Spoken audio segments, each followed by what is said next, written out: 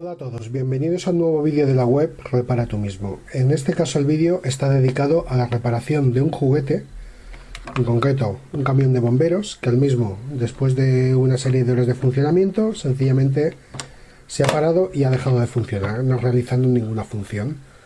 Se ha comprobado primeramente el mando a distancia, observando que las pilas están bien, se han probado unas pilas nuevas que estaban bien conectadas, y lo siguiente ya es, ya que no responde a ninguna de las funciones con el interruptor, ni siquiera emite sonido, el desmontar el mismo. Previamente, antes de desmontar, comprobaremos el estado de las pilas y que las mismas realicen conexión eléctrica, o sea que tengamos el voltaje total de las pilas entre los dos terminales de entrada. Yo esta parte ya la he comprobado, la veréis de todas maneras al final del vídeo cómo se realiza, y voy a proceder a desmontar el mismo, sacando los tornillos que llevan los laterales, y vamos a ver qué encontramos dentro y qué avería tiene.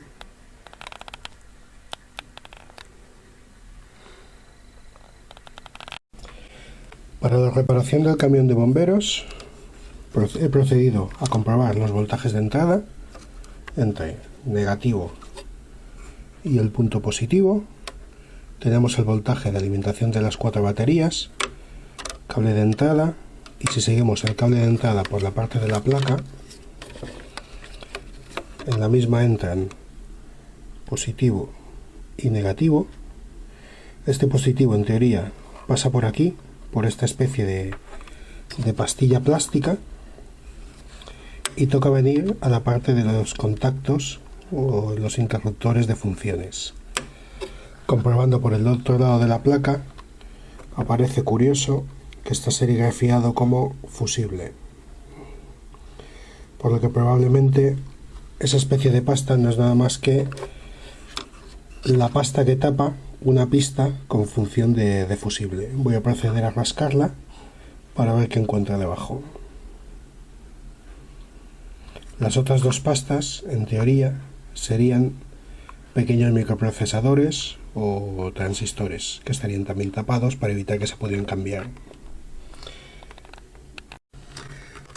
Poco a poco, con un cúter, he ido rascando toda la superficie de la protección de plástica, y bajo la misma aparece una especie de fusible SMD que va entre el terminal positivo y lo que sería la continuación del terminal positivo de entrada al interruptor de funciones. Recordemos que este es el terminal negativo, que une para aquí con el cable negativo. Por lo tanto tendremos zona negativa, zona positiva, fusible SMD protegido con esta especie de plástico o cerámica que me ha costado horrores conseguir quitar con el cúter, y la unión con el fusible sería por aquí. Por lo tanto voy a soldar un pedacito de cable entre el terminal positivo y su continuación. Rascaré un poquito la pista y soldaré aquí. Una vez limpia la zona, para conseguir un cable para soldar como fusible, he pelado un trozo de hilo fino, por ejemplo de los que utilizaba antiguamente para alarmas. El mismo tiene hilillos muy finos. Cortaremos uno de los hilillos y procederé a soldar el mismo. Como consejo es que cuanto más fino colocáis el cable, mucho mejor. Siempre estaremos a tiempo, si vuelvo a saltar, de volver a soldar un nuevo hilo en función fusible. Ha quedado soldado el pequeño hilo. He cortado los trozos de cable, el trocito de cable que quedaba sobrante. He procedido a colocar la placa nuevamente. He colocado las baterías del coche de bomberos y encendemos el botón y buena señal, el mismo ya enciende. Procedemos a encender el mando y a probar si el coche funciona.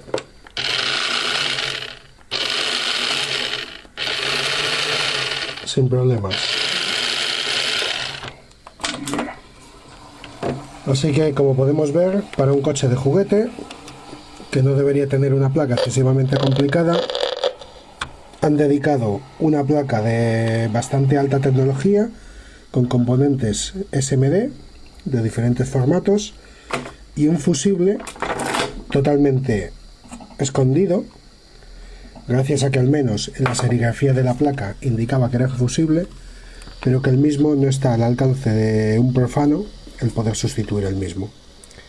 Espero que os pueda ser de ayuda al menos el vídeo. Vamos a proceder a comprobar las pilas, cómo podéis medirlas, ya que a veces en este tipo de juguetes las pilas es lo que suele dar más problemas y más quebraderos de cabeza. Para montar el coche de bomberos he vuelto a colocar la placa en su sitio, los dos tornillos de fijación. Se me ha partido uno de los cablecillos del interruptor, que lo que he hecho ha sido soldarlo directamente por la parte inferior, por la placa, y ahora terminamos de montar el coche y colocaré los 6 tornillos que lleva por la parte inferior por la carcasa, los 2 de los extremos, los otros 2 extremos y los 2 centrales, y procederemos a comprobar las pilas como he comentado. Para comprobar el portapilas del coche de bomberos utilizaremos un polímetro en la escala de voltios, en concreto en la escala de 20 voltios, ya que la de 2 voltios superaría el número de pilas que tenemos.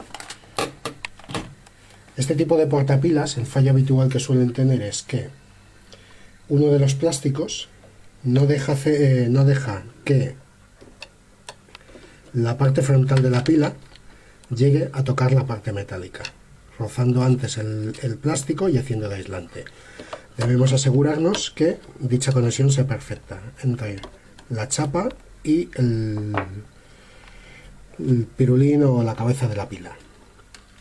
Para asegurarnos de que todo el circuito se realiza correctamente, miramos dónde empieza el circuito, que sería aquí, en el positivo, vendría la serie de 4 pilas y tenemos aquí el negativo. Por lo tanto, si medimos entre entrada negativa y entrada positiva, debemos tener la suma total de las pilas. Como vemos en el polímetro, 5,39 voltios.